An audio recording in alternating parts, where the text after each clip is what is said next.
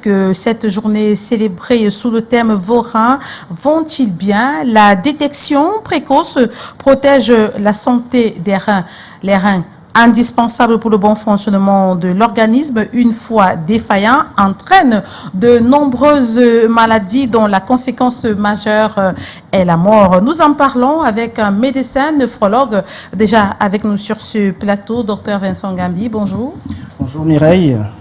Alors, toute une journée pour célébrer le rein, c'est-à-dire que c'est un organe important pour l'organisme. Ah, c'est un organe important comme tous les autres d'ailleurs. Il a plein de rôles et il est important de profiter de cette journée vu que on est centré sur le dépistage et la détection précoce de la maladie rénale, de comprendre quel est son rôle. D'accord. Alors, quel est le rôle du rein? Alors, il faut préciser que déjà que chacun de nous a deux reins. Oui, chacun de nous a deux reins. Ce sont des organes comme en forme de haricot. Ce qu'on connaît le plus, c'est dans notre alimentation, c'est le rognon. Mais en réalité, le rein, qu'est-ce que c'est? Déjà, premièrement, ce ne sont pas les hanches. Ce n'est non plus le dos. C'est deux organes très importants C'est bien de préciser, c'est ça, parce qu'on a souvent des gens qui disent « Ah, j'ai mal là ». Voilà. Ils touchent là, les hanches, ils touchent le dos. Ça n'a rien à voir. Mais reins, alors que c'est pas là, les reins ne se situent pas là. En fait. Exactement, c'est ça. Alors, le rein a plusieurs fonctions. Il a plusieurs fonctions. La toute première qu'il faut connaître, c'est la fonction d'épuration.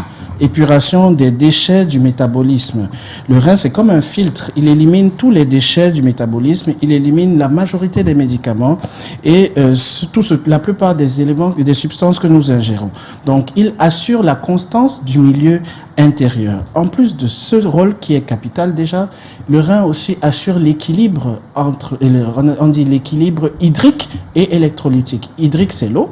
Électrolytique, c'est tout ce qui a ion dans l'organisme. Donc, c'est lui qui s'assure du maintien de la quantité normale d'eau dans le corps. Nous buvons de l'eau et c'est lui qui évalue la quantité qu'il faut pour pouvoir éliminer. Sachant que si cette eau s'accumule, elle ira dans les poumons, ça donnera des œdèmes du poumon, elle ira un peu partout, ça pourrait provoquer d'autres problèmes. Ça assure de l'équilibre entre le sodium, le potassium, qui eux-mêmes, s'ils sont anormalement concentrés dans le sang, peuvent entraîner des complications, que ce soit cardiaques ou bien neurologiques.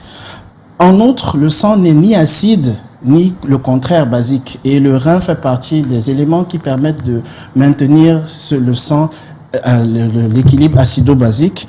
Hormis cela, c'est lui qui s'assure de l'équilibre qu'il y a entre le phosphore, le potassium et bien sûr la vitamine D. C'est pas quelque chose dont on parle toujours comme ça, mais il s'assure du métabolisme calcium, phosphore et même de l'équilibre osseux. On va dire ça comme ça. Et enfin, le rein, lui aussi, a un rôle dans le maintien de la quantité normale du sang dans l'organisme, car il produit une substance qui, elle, est responsable de la croissance du globule rouge pour qu'il puisse avoir sa fonction optimale. Ceci étant dit, il y a plein d'autres choses. Il joue un rôle dans la régulation de la pression artérielle. On ne pourra pas tout citer, mais ce que nous venons de citer, ce sont les rôles principaux du rein. Voilà, et on voit à l'antenne ces deux reins-là, très bien identifiés de ce côté-là. Donc, on retient que les reins ont pour rôle épurateur, d'épuration, filtration, et aussi... maintien de l'équilibre hydrique, électrolytique et du métabolisme. Alors, ce qui nous amène à comprendre, Dr Vincent Gambi, médecin nephrologue, que le rein joue un rôle important pour le bon fonctionnement de l'organisme. Mais une fois que ce rein-là est défaillant, à quoi s'expose-t-on? Alors, une fois que le rein est défaillant, à quoi s'expose-t-on? On s'expose au grand groupe des différentes pathologies rénales.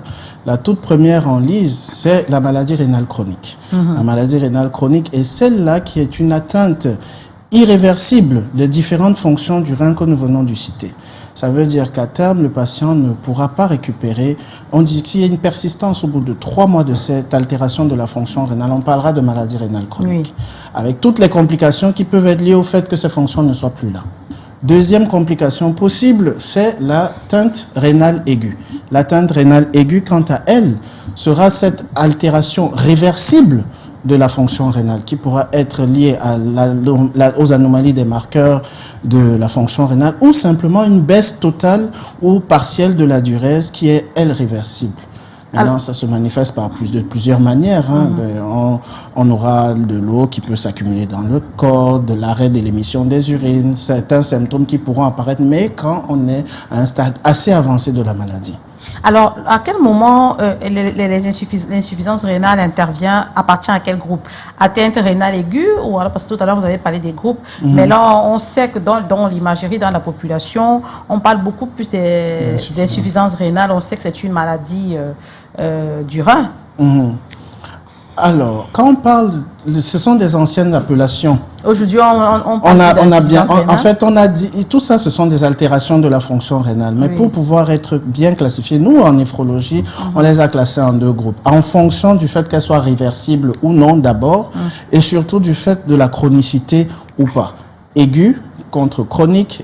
Aigu, c'est réversible. Chronique, c'est irréversible. On vit avec. Donc, tous sont des insuffisances rénales. Donc, tous sont des insuffisants rénaux, mais les uns ont une insuffisance rénale qui est réversible. Les autres ont une maladie qui est irréversible. Alors, à quel moment, quels sont alors ceux-là, des patients qui commencent à bénéficier qui peuvent bénéficier des transplantations rénales ou alors des dialyses, des dialyses? Ce sont ceux-là qui ont des insuffisances rénales chroniques? Qui commencent à bénéficier des dialyses, ou alors ce sont ceux-là qui ont des insuffisances rénales aiguës? Alors, ça dépend. Là, on parle du traitement de suppléance rénale. Et dans le cadre du traitement de suppléance rénale, il y a dans la maladie rénale chronique, le gold standard, c'est la transplantation rénale. Parce que vu que c'est quelque chose d'irréversible, le patient sera obligé d'être pris en dialyse. Il peut être traité soit médicalement, mais le pronostic n'est pas toujours très bon. Il peut être traité avec la dialyse, ce qui permet d'améliorer nettement sa qualité de vie. Mais le mieux pour ce patient, c'est de bénéficier d'une transplantation rénale qui, elle, est le traitement gold standard. C'est le traitement de choix de la maladie rénale chronique. Maintenant, le patient qui a une atteinte rénale aiguë, à contrario, peut être très symptomatique et atteindre des stades sévères d'une atteinte rénale aiguë. Et le temps que le rein récupère sa fonction normale, on peut être amené à prendre ce patient en dialyse, mais il n'y restera pas. Ça durera quelques semaines et après, il récupérera progressivement sa fonction rénale normale. Alors, donc, ce sont ceux qui sont en dialyse pendant toute leur vie, là, ce sont ceux qui ont des atteintes rénales chroniques. Des maladies rénales chroniques. Des maladies rénales chroniques. Alors, docteur Vincent Gambi, puisqu'on parle de dialyse, on sait que c'est l'occasion aujourd'hui, lorsqu'on parle de la célébration du rein, d'édifier nos téléspectateurs sur la question, notamment les malades, ces personnes-là qui doivent chaque semaine faire des séances de dialyse pour pouvoir à jouer ce rôle-là, le rôle du rein qui n'est plus fonctionnel. Donc maintenant, il faut passer par ces appareils-là pour pouvoir épurer, filtrer le sang et faire fonctionner autres éléments dans l'organisme. On sait qu'aujourd'hui, il y a des innovations en ce qui concerne la prise en charge pour les personnes qui devraient faire ces séances de dialyse-là. Alors, s'agissant des innovations, déjà on va dire merci au ministère de la Santé qui a pris sur lui de mettre en place la couverture santé universelle qui est une réalité déjà bien effective dans tous les centres d'hémodialyse du Cameroun, du moins les centres d'hémodialyse publics. Avant, chaque séance de dialyse coûtait environ 100 000 francs. Par la suite, une première subvention a été faite et les séances de dialyse coûtaient 5 000 francs la séance. Et à date, pour 8 à 9 séances de dialyse mensuelles, le patient paye 15 000 francs pour toutes ces séances de dialyse sur l'année. 15 000 francs sur l'année. Sur toute l'année. Donc l'État a subventionné le coût des séances de dialyse et on passe de 100 000 francs pour une séance à 15 000 francs pour toutes les séances de l'année, à compter 9 séances par mois multipliées par 12. Maintenant, ça c'est ce qui a déjà fait au niveau du Cameroun. Ça permet une meilleure prise en charge de nos patients. 15 000 francs, est-ce que c'est vraiment effectif, docteur Vincent Gambi? Parce que si on évalue 15 000 francs l'année, ça se paye comment? Après, une fois à la fin d'année ou au début de l'année avant de commencer à bénéficier de ces séances de dialyse-là. Et on suppose que le patient, la personne qui souffre d'une maladie rénale chronique doit peut-être 2 fois par semaine faire une dialyse. Oui. 2 fois la semaine. On sait que l'année a 365 jours. Et si c'est 2 fois la semaine, ça veut dire, un calcul rapide, docteur Vincent Gambi, ça fait combien par mois? Combien de séances par mois? Combien de séances l'an? Alors, 9 séances par mois environ, fois 10 mois, on est à 90 séances, plus 18, nous sommes à peu près à 108 séances annuelles. À 15 000 À francs. 15 000 francs. Et s'il fallait faire 100 000 fois 108, on serait peut-être dans les... Beaucoup plus. Beaucoup plus. Beaucoup plus. Alors, est-ce que ça se passe comment, le paiement? Est-ce qu'on paye avant de commencer à faire ces séances-là, ou alors on paye à la fin de l'année? Il faut bien qu'on soit édifié. Alors, tous les patients qui arrivent de façon pratique aux urgences, s'il y a une urgence vitale, de toutes les façons, vu qu'on est centré sur l'humanisation des soins, on va prendre le patient en charge. On va faire le nécessaire, mettre en place le nécessaire pour le patient. Déjà, comme la prise en charge de la couverture santé universelle couvre le prix des dialyses, mais il y a encore du matériel autour. Oui. Il y a encore du matériel autour que malheureusement le patient doit pouvoir trouver. Dès qu'il y a ce matériel, on peut prendre le patient en dialyse en urgence si c'est nécessaire, quitte à régulariser toutes ces factures par la suite. Mais généralement, dès qu'un patient est pris en dialyse, il doit être enrôlé dans la CSU, dans la couverture santé universelle. Et une fois que c'est fait, que ce soit en début d'année, milieu d'année ou fin d'année, en réalité, un paiement équivaut à une année. C'est-à-dire, si nous sommes en 2025... Donc, si je comprends bien, Dr Vincent Gambi, on peut payer, peu importe la période de l'année, mais il faut être enrôlé. Oui. Enrôlé. Et si on n'est pas enrôlé pour bénéficier de ces avantages dus à l'implémentation de la CSU, on devrait payer en principe combien? Alors, les séances de dialyse coûteraient pour un patient qui n'est pas enrôlé à peu près 60 000 francs. Le mois ou l'année?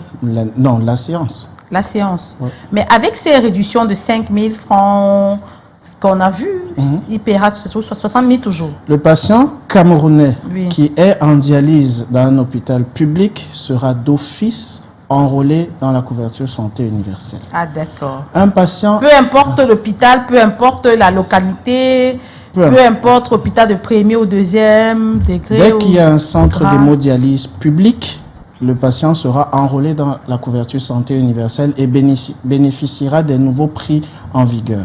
D'accord. Pour terminer, docteur Vincent Gambi, qu'est-ce qui peut entraîner à la défaillance d'un rein? Qu'est-ce qui peut...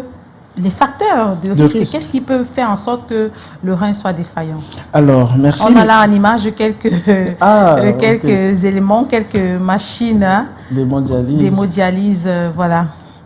Donc, voilà, allez-y rapidement, docteur Vincent très bien. Gambi. Alors, s'agissant des éléments qui peuvent causer la maladie rénale, il y a des facteurs de risque de maladie rénale chronique, comme on l'a dit, et ceux d'atteinte rénale aiguë. Dans la maladie rénale chronique, c'est très souvent les maladies chroniques aussi, c'est-à-dire en premier chef de file le diabète, voilà. L'hypertension artérielle, les maladies infectieuses comme le VIH, l'hépatite B, l'hépatite C. Il y a des maladies des systèmes comme le lupus. Il y a des obstructions qui peuvent être chroniques, qui entraîneront des maladies rénales de cause obstructive, et j'en passe. Au niveau des atteintes rénales aiguës, les causes sont très souvent toute cause qui peut entraîner une diminution de la perfusion sanguine au niveau du rein. Exemple, une insuffisance cardiaque, un état de choc, ça veut dire une infection sévère avec des pressions artérielles qui chutent brutalement, une hémorragie, une déshydratation sévère peuvent entraîner des atteintes rénales qui sont transitoires. Maintenant, il y a la prise de médicaments qui peuvent être toxiques pour les reins, comme certains antibiotiques. C'est important de consulter et d'éviter l'automédication dans ce cas-là. La prise de certains médicaments de notre pharmacopée, on n'accuse pas nos ancêtres, mais on pense qu'il y a certains de ces médicaments qui peuvent être toxiques pour les reins. Pour ne citer que cela, voilà déjà les facteurs de risque. Néanmoins, si vous le permettez, le message d'aujourd'hui, pour aller rapidement, c'est comment prévenir la maladie rénale. Je voudrais simplement le dire en 8 points. Ce sont les 8 règles d'or de la Journée mondiale du rein. La première règle, déjà, ce serait de contrôler faire du sport. Activité physique. Activité physique. C'est stay fit, première chose. Faire du sport. La deuxième chose qu'il faudrait faire, le sport, là, c'est au moins 1 heure, 3 à 4 fois par semaine. Hein, pas 5 minutes. Voilà, pas 5 minutes. La deuxième chose qu'il faudrait faire, ce serait, s'il y a des facteurs, contrôler sa glycémie, contrôler sa pression artérielle. Chaque matin? Oh, régulièrement, au moins 1 fois par semaine, par mois. En tout cas, savoir quelle est sa pression artérielle. Il faut s'hydrater. Nous sommes en période de forte canicule, ça entraîne des pertes insensibles importantes. Donc, il faut rester hydraté. Le rein, c'est l'ami de l'eau. Rester hydraté. Maximum entre 1,5 litre par jour. moi, je propose en période de chaleur entre 2 et 2,5 litres d'eau par jour. Ce serait l'idéal. On peut aller à plus, mais ça, c'est un minimum. En plus de tout ce que nous venons de citer, s'il y a des facteurs de risque cardiovasculaire, il faut les prendre en charge, des facteurs de risque de maladie rénale chronique, les prendre en charge. En plus de ça, il faut dépister absolument chez les patients avec des facteurs de risque. Mettre tout ça en place nous aidera beaucoup à prévenir l'évolution de la maladie rénale. Surtout qu'aujourd'hui, docteur Vincent Ngambi, vous êtes néphrologue en service à l'hôpital La Quintier de Douala. Chaque jour, vous recevez des personnes qui viennent consulter pour une maladie rénale, comme quoi ça prend de l'ampleur, donc il faudrait vraiment respecter ces règles que vous venez d'énumérer là. Mesdames, Messieurs, vous l'avez compris, nous sommes arrivés au terme de cet autre numéro de Un jour, un événement. Merci de nous avoir suivis. Nous espérons que vous allez appliquer toutes les consignes données ici par notre invité. Restez en compagnie des programmes de Canada International, notamment de Nous Chez Vous, qui se poursuit du côté de Yaoundé. Quant à moi, je vais vous retrouver pour un autre événement demain.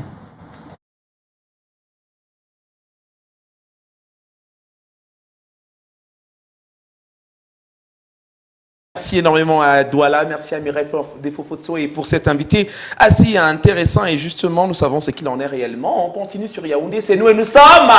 Et juste